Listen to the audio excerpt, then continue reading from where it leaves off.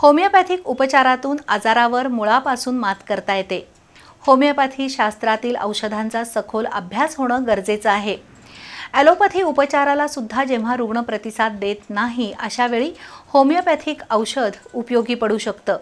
त्यामुळे होमिओपॅथीचा प्रचार आणि प्रसार होणं गरजेचं आहे, असं होमिओपॅथी तज्ज्ञ प्राचार्य डॉक्टर जे.आर. फगरे यांनी सांगितलं. कोल्हापुरात झालेल्या राष्ट्रीय होमिओपॅथिक मेगा होमिओकॉन परिषदेमध्ये ते बोलत होते. CCMP homeopathic doctors association, modern homeopathy आणि वेणुताई चव्हाण होमिओपॅथिक मेडिकल कॉलेजची माजी विद्यार्थी संघटना यांच्या वतीनं कोल्हापुरात राष्ट्रीय होमिओपॅथिक मेगा होमिओकॉन परिषद झाली. या परिषदेचं उद्घाटन doctor S.R. Patil, doctor N.M. Mehta, doctor Arun Bhasme यांच्या हस्ते झालं. यावेळी doctor Shridhar Patil, doctor Shirish Patil, doctor D.L. Chougule, doctor Rajesh Kagle, doctor A.B. Gadkari, doctor J.R. Phagare, doctor Kalyani Kulkarni, doctor Sunil Mulik, doctor Kishor Thanekar, doctor Vijaykumar Mane, doctor Dnyaneshwar Pawar, doctor Mukesh Musale यांची प्रमुख उपस्थिती होती. CCMP होमिओपॅथिक डॉक्टर्स असोसिएशन ही होमिओपॅथीचा प्रसार करण्यासाठी काम करते.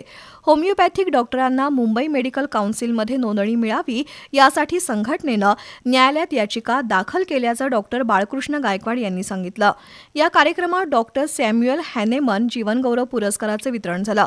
त्यामध्ये doctor Vilas Kalekar, doctor Shridhar Patil, doctor Kalyani Kulkarni, doctor Vikas Mohite, doctor Rajesh Kagle, doctor Madhavi Thanekar, doctor Prashant Kutale यांचा समावेश होता. तर मॉडर्न होमिओपॅथीचे डॉक्टर विजयकुमार माने यांनी होमिओपॅथीद्वारे कॅन्सर, लिव्हर, किडनीच्या दुर्धर आजारावर मात करता येते हे उदाहरणासह पटवून दिलं. व्हेंटिलेटरवरील ICU रुग्णसुद्धा ज्यावेळी ॲलोपॅथी उपचाराला प्रतिसाद देत नाहीत अशावेळी होमिओपॅथिक औषध उपयोगी पडू शकते, असं डॉक्टर मुकेश मुसळे यांनी नमूद केलं. या चर्चासत्रामध्ये देशभरातून आलेल्या 350 होमिओपॅथिक वैद्यकीय डॉक्टरांनी सहभाग घेतला होता. ही परिषद करण्यासाठी डॉक्टर बाळकृष्ण गायकवाड, डॉक्टर विजय खाडे, डॉक्टर जयवंत पाटील, उपप्रमुख डॉक्टर दिव्या खराटे, अजित कदम, डॉक्टर प्रमोद पाटील यांनी सहभाग घेतला.